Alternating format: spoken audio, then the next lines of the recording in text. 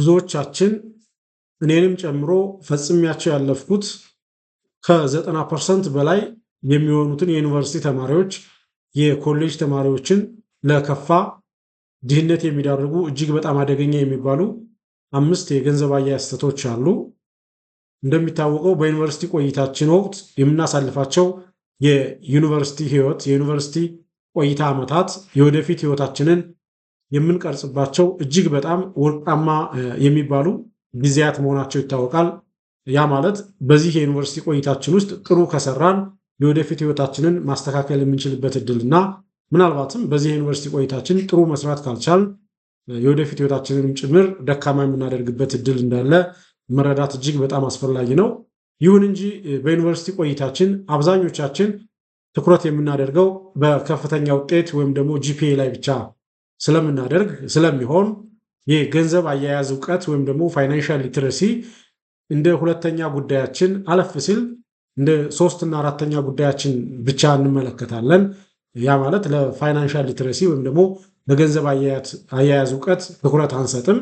በተቃራኒው በካምፓስ ውስጥ የምንፈጽማቸው ጥቃቅን የሚባሉ የገንዘብ አያያዝ ስህተቶች ምናልባትም ከተመረቅን ጊዜ በኋላም እንኳን እስከ 10-15 ዓመታት ድረስ ተከትለውን በመውጣት አብረውን በመሄድ የኢኮኖሚ ቀውስ ሊፈጥሩብን የሚችሉበት እድል እንዳለ መረዳት ያስፈልጋል። ያ ማለት ዩኒቨርሲቲ ቆይታው ላይ ጥሩ የሚባል የገንዘብ አያያዝ የሌለው ጥሩ የሚባል የፋይናንሻል ሊትረሲ የሌለው ሰው ምናልባትም ብድሮችን የሚወስድበትና ከዩኒቨርሲቲ እንኳን ተመርቆ እንደወጣ እስከ 10-15 ዓመታት እነዛን ብድሮቹን ሲከፍል የሚኖርበትና አጠቃላይ የኢኮኖሚ ቀውስ ውስጥ የሚገባበት እድል ሊፈጠር እንደሚችል በደንብ ኮንሲደር ማድረግ ያስፈልጋል።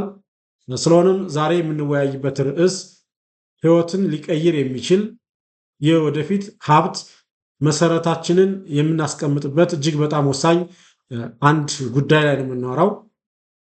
ይህም ምንድነው? የዩኒቨርሲቲ ተማሪን በድህነት ሊያቆዩ የሚችሉ 5 በጣም መጥፎ የሚባሉ የገንዘብ አያያዝ ስህተቶች እነማን እንደሆኑና እንዳልኳችሁ እኔም ሰርቻቸው እንደማለፌ መጠን አድርጊያቸው እንደማለፌ መጠን እናንተ ከነዚህ በጣም መጥፎ የሚባሉ 5 የገንዘብ አያያዝ ስህተቶች እንድትወጡ በማሰብ ይህን ቪዲዮ አዘጋጅቼላችኋለሁ። ስለዚህ እስከ ቪዲዮ ፍጻሜ ድረስ አብራችሁን ከቆያችሁ የዩኒቨርሲቲ ተማሪን የኮሌጅ ተማሪን በድህነት እንዲቆዩ የሚያስገድዱ እነዚህ 5 መጥፎ የሚባሉ የገንዘብ አያያዝ ስህተቶች እነማን እንደሆኑ በዝርዝር እናያለን። ይህ ብርሃን ፋይናንስ ነው። በብርሃን ፋይናንስ የተለያዩ የፋይናንስ የኢንቨስትመንትና የካፒታል ማርኬት ጉዳዮች እንዳስሳለን። ስለሆነም ለቻናሉ አዲስ ከሆናችሁ ቻናሉን ሳብስክራይብ በማድረግ የቻናሉ ቤተሰብ እንድትሆኑ የአክብሮት ግብዣ ነው። ቀጥታም አልፈው ወደ ዋናው ነጥብ ነው። የዩኒቨርሲቲ ተማሪዎች የገንዘብ አያያዝ ስንል ብዙዎች የሚመጣውን ወርሃዊ ገቢ ወይም ደግሞ ምናልባት ነንካፌ ከሆኑ ፖኬት መኒያቸውን ማብቃቃት ብቻ አድርገው ይረዱታል። ስለዚህ የዩኒቨርሲቲ ተማሪዎች የገንዘብ አያያዝ ብለን ስናስብ ከቤተሰብ የምትላክላቸውን ጥቂት ገንዘብና ወይም ደግሞ በፖኬት መኒ በኩል የሚያገኟትን ያችን ጥቂት የምትባል ገቢን የማብቃቃት ጉዳይ የገንዘብ አያያዝ አድርገው ያስቧታል።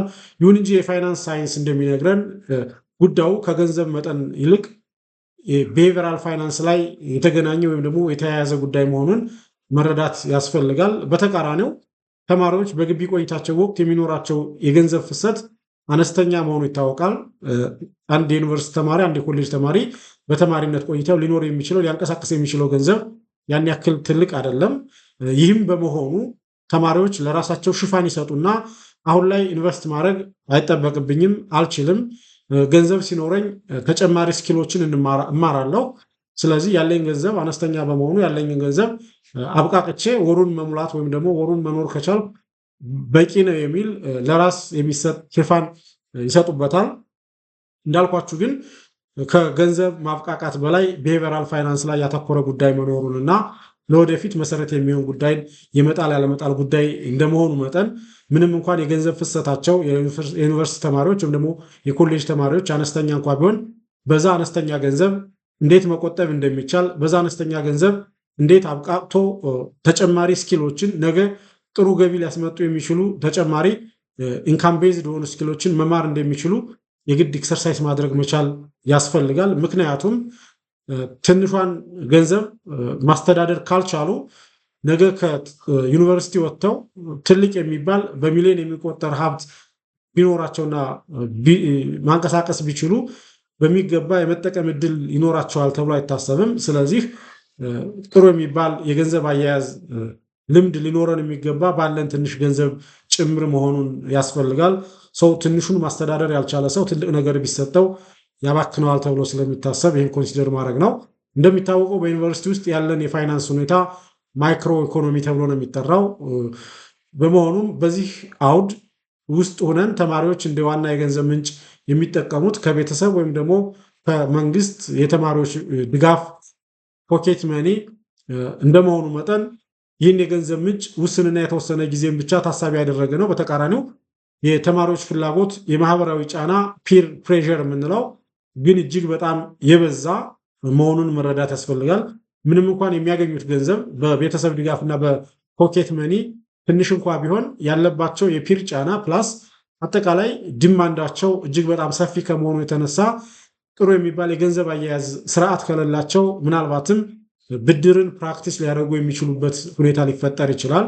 ስለዚህ በዩኒቨርሲቲ ቆይታም ምንም እንኳን ትንሽ የሚባል ገንዘብ ቢሆን እንኳን የምናገኘው ጥሩ የሚባል የገንዘብ አጠቃቀም ሂደትን መማር ካልቻልን ግን በዛው ህይወታችን ብድሮችን ኤክሰርሳይዝ ልናደርግ የምንችልበት እድል ይፈጠራል።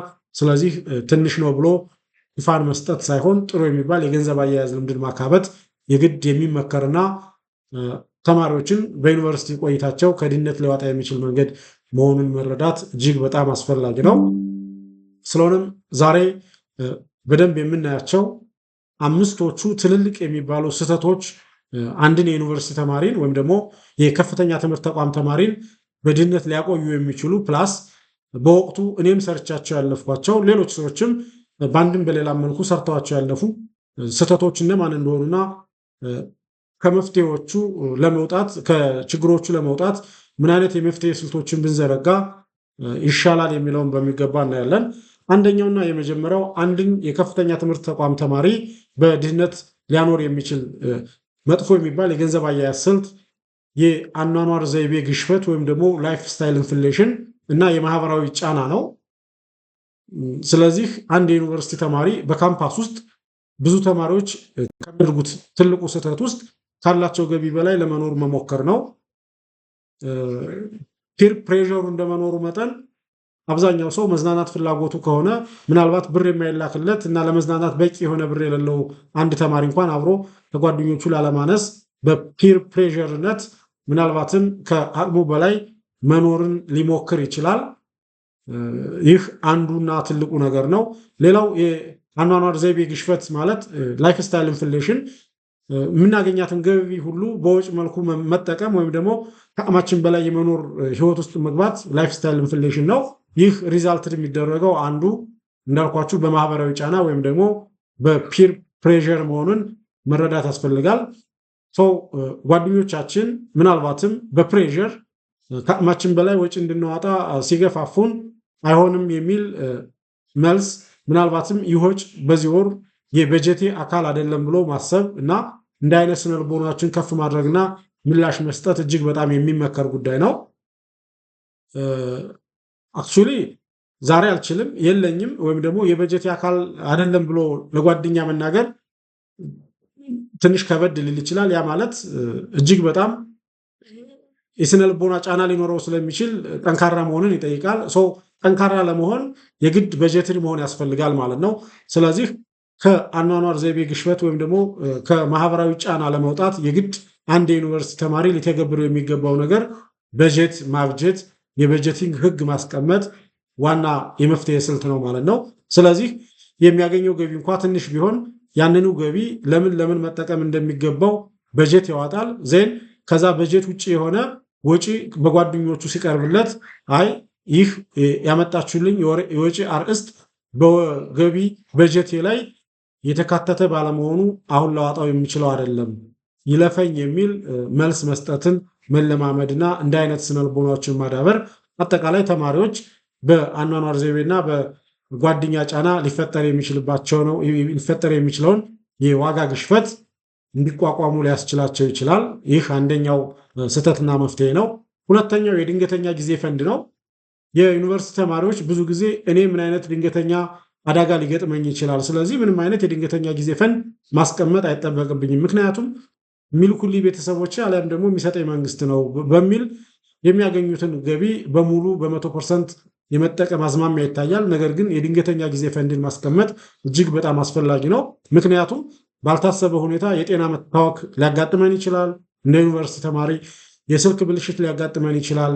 ምናልባትም አንዳንዴ ቤተሰቦቻችን በሚኖርባቸው የጫና ብዛት የድጎማ እንትራችንን ሊያቋርጡብን ይችላሉ። ያኔ ኢሚዲየትሊ ከጓደኞቻችን ከመበደርና ለቀጣይ 10-15 ዓመታት ጫና የሚፈጥርብን የፋይናንስ አጠቃቀም ሂደት ውስጥ ከምንገባ እና ከዚህ አይነት ችግር ለመውጣት የግድ በአቅማችን ልክ የድንገተኛ ጊዜ ፈንዶችን ማቋቋም ያስፈልጋል ነው። ሰው ለዩኒቨርሲቲ ተማሪም የድንገተኛ ጊዜ ፈንድ ማቋቋም መብት ወይም ደግሞ አማራጭ ሳይሆን ግዴታ መሆኑን መረዳት ነው። ስለዚህ 1000 ብር የሚላክለት አንድ የዩኒቨርሲቲ ተማሪ ቢያንስ 100 ብሯን ወይም ደግሞ 50 ብሯን ሊሆን ይችላል ለድንገተኛ ጊዜ ፈንድ ወይም ደግሞ ለድንገተኛ ጊዜ አደጋ ለመጠቀም ማጠራቀም ይኖርበታል። በዛ ሁኔታ የሚያጋጥመው ድንገተኛ የሆነ የጤና መታወክ፣ የስልክ መበላሸት፣ የላፕቶፕ መበላሸት ምናልባት ከቤተሰብ ይደረግለት የነበረው ድጎማ ማቆም ሳያስደነግጠው ያስፈልገው የነበረውን ወጪ በቀላሉ ማውጣት የሚችልበት እድል ይኖራል። ሰው ምንም አይነት ብድር ከሰዎችን አይወስድም ማለት ነው። አጠቃላይ ጤናማ የሚባል የገንዘብ አያያዝ ባህልንም ያዳብራል ማለት ነው። ስለዚህ አንድ የዩኒቨርሲቲ ተማሪ የግድ ከድህነት ለመውጣት ሊተገብረው የሚገባ ነገር ቢኖር የድንገተኛ ጊዜ ፈንድን ማቋቋም ነው። ስለዚህ በድህነት ሊያኖረው የሚችል የድንገተኛ ጊዜ ፈንድን ማቋቋም አለመቻል መሆኑን በደንብ ማየት ነው። ስለዚህ መፍትሄው ማቋቋም ነው ማለት ነው። ሶስተኛና ሌላኛው በካፒታል ማርኬቲንግ ላይ ቀድሞ አለመሳተፍ፣ ኢንቨስት አለማድረግ ነው። ተማሪዎች ኢንቨስትመንት ለትልልቅ ሰዎች ብቻ የተተወ ወይም ደግሞ የተፈቀደ ብቻ ይመስላቸዋል። ብዙዎቻችን አክቹዋሊ ተማሪ ብቻ አይደለም፣ እዚህ ላይ ብዙዎቻችን ኢንቨስተር ማለት ብዙ ብር ያለውና ትልቅ ከተማ ላይ ሰፋ ያለ መሬት ተቀብሎ ትልልቅ ፎቆችን የሚገነባ አድርገን እናስባለን። በተለይ በአሁኑ ሰዓት በሀገራችን ኢትዮጵያ የሰነደ መዋዕለ ንዋይ ገበያ እየተቋቋመ ባለበት ሰዓት ማንም ሰው ኢንቨስተር መሆን የሚችልበት እድል እየተፈጠረ ነው። ያ ማለት ባለን ጥቂት ገንዘብ የትልልቅ ኩባንያ ቁራጭ የድርሻ ባለቤት መሆን የምንችልበት እና ምናልባትም በማበደር ጭምር ኢንቨስት ማድረግ የምንችልበት እድል እየተመቻቸ እንደመሆኑ መጠን አጠቃላይ በካፒታል ማርኬት ላይ ቀድሞ ኢንቨስት ማድረግ አለመቻል የዩኒቨርሲቲ ተማሪዎችን፣ የከፍተኛ ትምህርት ተቋማት ተማሪዎችን በድህነት እንዲኖሩ ሊያደርጋቸው ይችላል። ስለዚህ ከዚህ ለመውጣት የግድ በካፒታል ማርኬት የኢንቨስትመንት ዘርፍ ውስጥ ቀድሞ ኢንቨስት ማድረግ መማርን መልመድ ከድህነት ሊያወጣ የሚችል መንገድ መሆኑን መረዳት እጅግ በጣም አስፈላጊ ነው። ለምሳሌ አሁን እዚህ ላይ ልታነሱት የምትችሉት ጥያቄ ብዬ የማስበው አንድ የዩኒቨርሲቲ ተማሪ ምን ተርፎት በካፒታል ማርኬት የኢንቨስትመንት ዘርፍ ውስጥ ሊሰማራ ይችላል ብላችሁ ልታስቡ ትችላላችሁ። እንዳልኳችሁ ከምታገኙት ጥቂት ገንዘብ መቆጠብንና ኢንቨስት ማድረግን መለማመድ መቻል አለባችሁ። ለምሳሌ እንግዲህ በቀን አንድ ቡና ብትጠጡ አንድ ቡና ዛሬ 30 ብር 20 ብር ነው። ይህንን በአመት ብትቀይሩት ምናልባትም 5-6 ሺህ ብር ሊሆን ይችላል። ይህንን 5-6 ሺህ ብር በትልልቅ ኩባንያዎች የዕዳ ሰነድ ላይ ኢንቨስት ብታደርጉት ወይም ደግሞ በመንግስት የግምጃ ቤት ሰነድ ላይ ኢንቨስት ብታደርጉት እናንተ 2-3 ነገር ትማሩበታላችሁ። አንደኛ በጥቂት ገንዘብ ኢንቨስት ማድረግ ይቻላል ወይ የሚል ነገር ትማራላችሁ። ሁለተኛ ከኢንቨስትመንት ሪተርን ሪያላይዝ ማድረግ ትማራላችሁ። ሶስተኛ ምናልባትም ድርሻ ሰነድ ላይ ከሆነ ኢንቨስት ያደረጋችሁት አልቲሜትሊ ፓሲቭ ኢንካምን በማምጣት ከድህነት እንድትወጡና ራሳችሁን እንድትደጉሙ ማድረግ የሚችሉበትን እድል ስለሚፈጥር ጥሩ የሚባል የገንዘብ አያያዝ ልምድ እንዲኖራችሁ ያስችላል። ስለዚህ በካፒታል ማርኬት ኢንቨስትመንት ውስጥ ለመሳተፍ ብዙ ገንዘብ ማግኘት የግድ አይደለም። ባለን ትንሽ ገንዘብ በካፒታል ማርኬት ኢንቨስትመንት ዘርፍ ውስጥ ገብተን ኢንቨስት ማድረግ የምንችልበት እድል እንዳለ መረዳት ነው። ኢንቨስት ለማድረግ የግድ በጀትድ መሆን ያስፈልጋል። ምክንያቱም ኢንቨስትመንት መነሻው ቁጠባ የመሆን እድሉ ሰፊ ነው። እንግዲህ በተለያየ መልኩ ካፒታሉን ብድግ ብለን ካላገኘ ነው በቀር ግራጁዋሊ ለኢንቨስትመንት የሚሆን ገንዘብ ከሴቪንግ ይመጣል ነው። ኢንካም ማይነስ ኮንሳምፕሽን ሴቪንግ ሊኖር ይገባል። ሴቪንግ አፍተሮል ወደ ኢንቨስትመንት ማደግ መቻል አለበት ተብሎ ስለሚታሰብ ከምታገኙት ጥቂት ገንዘብም ቢሆን ለሴቪንግ የሚውል ባላንስ ሴት ማድረግና ያችን ለሴቪንግ የምትውል ባላንስ ለረዥም ጊዜ ባንክ ማስቀመጥ ለዋጋ ግሽፈት ማጋለጥ ስለሆነ ኢሚዲየትሊ ከኢመርጀንሲ ፈንድ ውጭ የሆነችውን ባላንሳችሁን በካፒታል ማርኬት የኢንቨስትመንት ዘርፍ ውስጥ በማሰማራት ኢንቨስት ማድረግና ተጠቃሚ መሆን የሚችሉበትን እድል መፍጠር ከድህነት እንድትወጡ ሊያስችላችሁ የሚችል የመፍትሄ ስልት መሆኑን መረዳት እጅግ በጣም አስፈላጊ ነው ማለት ነው። አራተኛና ሌላኛው የካርድና የዳታ ወጪን ነው መቆጣጠር አለመቻል ነው። የዩኒቨርሲቲ ተማሪዎችን በድህነት ሊያስቀምጥና ሊያቆይ የሚችለው ሌላኛው መጥፎ ጉዳይ መጥፎ የገንዘብ አያያዝ ስልት የሚባለው ያልተገደበ የካርድና የዳታ ወጪን ራን ማድረግ በአንድ ወር ውስጥ ምን ያክል ብር ለካርድ መጠቀም አለብኝ ብሎ ለዛ ኮሚትመንት አለመውሰድ፣ ባልተገደበ መልኩ ካርድ መሙላት፣ ባልተገደበ መልኩ የዳታ ወጪን ማስኬድ ምናልባትም ለረዥም ጊዜ በድህነት እንድንቆይ ሊያደርገን የሚችልበት እድል አለ። እንደ አብዛኛው ዩኒቨርሲቲ ተማሪ ወይም ደግሞ የከፍተኛ ትምህርት ተቋም ተማሪ ቢፈተሽ ከ70-80% የሚሆነው ገቢ በካርድ እና በዳታ ያልቃል ተብሎ ነው የሚጠበቀው። ስለዚህ ይህ እጅግ በጣም አደገኛ የሆነ ለድህነት ሊዳርግ የሚችል የገንዘብ አያያዝ ልምድ መሆኑን መረዳትና አጠቃላይ የተገደበ መጠን ያለው የካርድና የዳታ ወጪን ማበጀት እጅግ በጣም ወሳኝ መሆኑን መረዳት ያስፈልጋል። ቢኮዝ ትንሽ ብር አይደል ብለን የምንንቃት ዛሬ ላይ ሲደመር በጣም ብዙ ብር የሚሆንና ምናልባትም ትልቅ የሚባል ወጫችንን ትልቅ የሚባል ቀዳዳችንን ሊደፍን የሚችልበት እድል ስለሚኖር ይህ ትንሽ ነው ብለን የምንንቀውን የዳታና የካርድ ወጪን በጀትድ በሆነ መልኩ በመምራት ለዛ እንጠቀመው የነበረውን ምናልባትም ወደ ኢንቨስትመንት የምናሰማራው ብር ልንቆጥብ የምንችልበት እድል ስላለ በሚገባ ማየትና ትንሽ የሚባል ብር የሌለ መሆኑን መረዳት እጅግ በጣም አስፈላጊ ነው። ይህንን መረዳት ያስፈልጋል። ሁሌም ከቆጠብ የቁጠባ ባህል ካለን ይቺ የቁጠባ ባህላችን አድርጋ ነገ ወደ ኢንቨስትመንት ታድጋለች። ይቺ ኢንቨስትመንት ምናልባትም በጊዜ ሂደት ታይም ቫሊዩ ኦፍ መኒ በሚባለው በጊዜ ኃይል ዛሬ ላይ ኢንቨስት የምናደርጋት ትንሽ ገንዘብ ከጊዜ በኋላ ትልቅ የመሆን እድል እንዳላት መረዳት ያስፈልጋል። ምክንያቱም ኤርሊ ኢንቨስት የምናደርገው ትንሽ ገንዘብ ሌት ሆነን ኢንቨስት ከምናደርገው ትልቅ ገንዘብ የበለጠ ጥቅም ሊያመጣ እንደሚችል መረዳት ያስፈልጋል። ስለዚህ እደርስበታለሁ ከሚል አይነት ስሜት ወጥተን ለካርድና ለዳታ የምናወጣውን ያልተገደበ ወጪም ጭምር ማኔጅ በማድረግ በጀትድ በመሆን ከወጪ ቁጠባችንን በማሳደግ ከወጪ ላይ ቁጠባ በመቀነስ በመቆጠብ አልቲሜትሊ ወደ ኢንቨስትመንት መሸጋገርና ኢንቨስትመንት ውስጥ የምንገባበትና ቀጣይነት ያለው ገቢ የምናገኝበትን ሁኔታ መፍጠር ሌላኛው የመፍትሄ ስልት መሆኑን ማሰብ ያስፈልጋል። አምስተኛውና የመጨረሻው የክህሎት ካፒታል ወይም ደግሞ ስኪል ካፒታል ላይ ኢንቨስት ማድረግ አለመቻል ነው። የዩኒቨርሲቲ ተማሪዎች እንግዲህ ገንዘብ ከሚያጡባቸው ሌላኛው መንገዶች አንዱ ጊዜያቸውን 100% በንባብ ላይ እንኳ ባያውሉ ጊዜ የለኝም ብሎ በማሰብ የሚጠፋ ጊዜ መኖሩ ነው። ያ ማለት ተማሪዎች ትኩረታቸው የመጀመሪያና የመጀመሪያው የሚሆነው በጥሩ ጂፒኤ መመረቅ እንደመሆኑ መጠን የሚተርፋቸው እንኳ ጊዜ ቢኖር ስኪል ለመማር ላውለው ብሎ ከማሰብ ይልቅ ጊዜ የለኝም ብሎ ራሳቸውን የማሳመን እንትር ይታያል።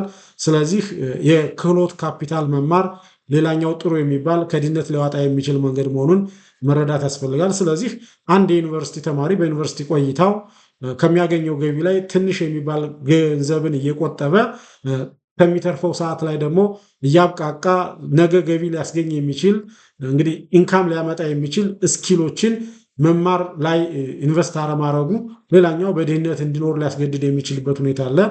አሁን ላይ ብዙዎች እንደምታውቁት ብዙ ተማሪዎች የዩኒቨርሲቲ ተማሪ ሆነው ሳይድ ኢንካም በማምጣት ጥሩ የሚባል ገቢን የሚያገኙበት ሁኔታ አለ።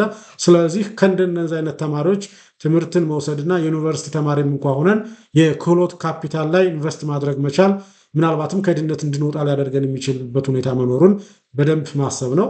ለምሳሌ ትንሽ የሆነ ብር አጠራቅመን በሚተርፈን ሰዓት ግራፊክ ዲዛይን፣ ዲጂታል ማርኬቲንግ እና ሌሎች የሙያ ትምህርቶችን ብንማር አንደኛ ግቢ ውስጥ እያለን ገቢ እናገኛለን፣ ከድህነት እንወጣለን። ሌላው ግን ኢሚዲየትሊ ተመርቀን እንደወጣን እንኳን በዚህኛው የስራ ዘርፍ ገቢ የምናገኝበትና በዋናው የዲግሪያችንም ቅጥር እስክናገኝ ወይም ደግሞ ስራ እስክንፈጥር ምንም የማንደናገጥበትና ልበ ሙሉ መሆን የምንችልበትን እድል መፍጠር የምንችልበትን ነገር ሊፈጥር ስለሚችል የክህሎት ካፒታል ላይ ኢንቨስት ማድረግ መቻል አጠቃላይ እንግዲህ ከድህነት ሊዋጣን የሚችል ጉዳይ መሆኑን መረዳት ያስፈልጋል። እዛ ውጭ ግን የክህሎት ካፒታል ላይ ስኪል ካፒታል ላይ ኢንቨስት ማድረግ አለመቻል የዩኒቨርሲቲ ተማሪዎችን በድህነት እንዲኖሩ ሊያስገድድ የሚችል ሌላኛው አምስተኛው የገንዘብ አያያዝ ስህተት መሆኑን መረዳት ያስፈልጋል ማለት ነው። እስካሁን ያየነው ቲዮሪ ነው። ይህ ቲዮሪ ወደ ተግባር ካልተቀየረ ምናልባትም ውጤት አያመጣም። ስለዚህ እውቀት ውጤት የሚኖረው ወደ ተግባር ሲቀየር እንደመሆኑ መጠን እስካሁን ያየናቸውን ሁኔታዎች ወደ ተግባር ለመቀየር የ30 ቀን የተግባር እቅድ እሰጣችኋለሁ። ይህ የ30 ቀን የተግባር እቅድ በ4 ሳምንታት የተከፋፈለ ነው። እንግዲህ 30 ቀን አንድ ወር እንደመሆኑ መጠን አንድ ወር 4 ሳምንታት አሉት። ስለዚህ በ4 ሳምንታት ከፍለን እናየዋለን የተግባር እቅዳችንን። አንደኛውና የመጀመሪያው ሳምንት የኦዲት ሳምንት ነው የምታደርጉት። ያ ማለት ያለፉትን 3 ወራት ወጪዎቻችሁን ገምግሙ። በዩኒቨርሲቲ ቆይታችሁ ባለፉት 3 ወራት ያወጣችኋቸውን ወጪዎች ለመመዝገብ ለማስታወስ ሞክሩ። ከዛ ውስጥ ምን ያክሉ ወጪ ሪሊ ማውጣት ለነበረባችሁ ነገር እንዳወጣችሁት፣ ምን ያክሉ ደግሞ መውጣት ላልነበረበት እንደወጣ፣ ያ ማለት ምን ያክሉ ወጪ በጓደኛ ግፊት እንደወጣ፣ ምን ያክሉ ወጪ ላልተገባ የዳታ ወጪ እንደወጣ፣ የካርድ ወጪ እንደወጣ፣ ምን ያክሉ ደግሞ ስኪል ለመማር እንደወጣ እንትር ስሩ፣ ክፈሉትና መውጣት ለነበረበት ይወጣና መውጣት ላልነበረበት ይወጣ ብላችሁ አስቡት። መውጣት ላልነበረበት የወጣው ወጪያችሁ በጣም ብዙ ከሆነ ራሳችሁ ላይ ግምገም አድርጉና ምናልባት ቁጭት ወይም ደግሞ ብስጭት እንትር ከማለት ይልቅ የማስተካከያ እርምጃዎችን መውሰድ ያስፈልጋል። ይህ በመጀመሪያው ሳምንት የምታደርጉት የተግባር እቅድ ነው። ሁለተኛው ሳምንት ላይ በጀት መኖር መቻል አለበት። ገቢያችሁን አብቃቅታችሁ በትክክል ለመጠቀም የግድ መስመር ማበጀት፣ ሲስተም መዘርጋት ያስፈልጋል። 1000 ብር የሚያገኝ ሰው 1000 ብሩን ወጪውን አውጥቶ ኢንቨስት የሚያደርገውን ብር ለማብቃቃት የግድ በፍላጎት ብቻ ሳይሆን በመርህ መመራት ስላለበት ይህ የገቢ ማብቃቃት መርህ በጀት የመዘርጋት ጉዳይ መለማመድ መቻል አለባችሁ። ለምሳሌ የ50-30-20 የሚባል አለ። የገቢያችሁን 50% ለመሰረታዊ ወጪያችሁ፣ 30% ደግሞ ለፍላጎት፣ 20%ን ደግሞ ለሴቪንግ ፕላስ ኢንቨስትመንት አድርጋችሁ በዚህ ስትሪክት በሆነ መልኩ በመመራት ከምታገኙት ገቢ ቢያንስ 20%፣ ለምሳሌ 1000 ብር የሚላክለት ሰው ከ1000 ብሩ ቢያንስ 200 ብሩን ለቁጠባ እና ለኢንቨስትመንት ያስቀምጣል ማለት ነው። ይህ የተግባር እቅድ ነው። ሶስተኛው ሳምንት ላይ ክህሎት ሳምንት፣ የክህሎት ሳምንት ነው። አንድ ገቢ ሊያስገኝ የሚችል ክህሎት ወይም ደግሞ ስኪል መምረጥ ይጠበቅባቸዋል። ግራፊክ ዲዛይን እንደ ሁኔታው፣ ለምሳሌ ኢንጂነሪንግ አካባቢ ከሆናችሁ ግራፊክ ዲዛይን እጅግ በጣም አፕሮፕሬት ሊሆን ይችላል፣ ቅርብ ሊሆን ስለሚችል። ቪዲዮ ኤዲቲንግ ይኖራል። ምናልባት ዲጂታል ማርኬቲንግ ለቢዝነስ ኢኮኖሚክስ ተማሪዎች እጅግ በጣም ሊቀርብ የሚችልበት እድል አለ። ዋቴቨር ግን አንድ ገቢ ሊያስገኝ የሚችል ክህሎትን መርጣችሁ ቢያንስ በቀን 1 ሰዓት ስልጠና መውሰድ አለባችሁ። ምናልባት ስልጠናው እንደ ሁኔታው ነው። ገንዘብ ካላችሁ ፌስ ቱ ፌስ ከሚያሰለጥኑ ሰዎች ልትወስዱ ትችላላችሁ። ካልሆነ ግን ቢያንስ በዩቲዩብ የመረጣችሁትን ስኪል ለ1 ሰዓት በየቀኑ ለመማር መሞከር ሌላኛው የተግባር እቅድ ነው። አራተኛው ሳምንት ላይ የግድ ኢንቨስትመንት መጀመር መቻል ነው። ስለ አክሲዮን ገበያና ስለ ባንክ ወለድ ልዩነቶች በጥልቀት ማንበብ። እናንተ ኢንቨስት ስታደርጉ የኢንቨስትመንት ኦብጀክቲቫችሁን መጀመሪያ ማወቅ መቻል አለባችሁ። እናንተ ኢንቨስት ስታደርጉ የምትፈልጉት እስከ መቼ ኢንቨስት የሚደረግ ነው? በመቼ መመለስ የሚፈልግ ነው? በኢንቨስትመንታችሁ ቋሚ ሪተርን ማግኘት ነው ወይስ ደግሞ ያደገ መሄድ የሚችል ሪተርን ነው? አጠቃላይ ኦቨርኦል የኢንቨስትመንት ኦብጀክቲቫችሁ ምን እንደሆነ መረዳት። ሪስክ ቶሎራንስ ሬታችሁ ምንድን ነው? ምንም ሪስክ እንዲነካችሁ አትፈልጉም ወይስ ትፈልጋላችሁ? ማለት ሪስክ የሌለው ኢንቨስትመንት የለም፣ ግን የሪስክ ሌቭሉ እንደ ኢንቨስትመንቱ አይነት ከፍም ዝቅም ልል ስለሚችል የእናንተን የኢንቨስትመንት ኦብጀክቲቭ ኮንሲደር ማድረግና አጠቃላይ ስለ አክሲዮን ገበያ በቂ የሚባል ዝርዝር ኮንሴፕቶችን አክሰስ ማድረግ። ለምሳሌ የኢትዮጵያ ሰነደ መዋዕለ ንዋይ ገበያን ቪዚት ማድረግ፣ የኢትዮጵያ ብሔራዊ ባንክን ማየት። ምክንያቱም የኢትዮጵያ ብሔራዊ ባንክ ኢንቨስት ልታደርጉ የሚችሉበት የትሬዠሪ ቢልን በየ2 ሳምንቱ አንዴ ለጨረታ ያቀርባል። ከ5000 ብር ጀምሮ እዚህ የዕዳ ሰነድ ላይ ኢንቨስት ማድረግና ሀብት ማፍራት የሚቻልበት እድል አለ። ስለዚህ በአራተኛው ሳምንት ኢንቨስትመንትን መለማመድ። ኢንቨስት ለማድረግ ግን እንዳልኳችሁ ፕሪ የሆኑ ኮንዲሽኖችን፣ ለምሳሌ ፕሪ ኢንፎርምድ መሆን ስለሚያስፈልግ የግድ ማንበብና በቂ የሆነ መረጃ ማግኘት ያስፈልጋል። ይህ አራተኛው ሳምንት ላይ ብታደርጉት የሚመከር ነው።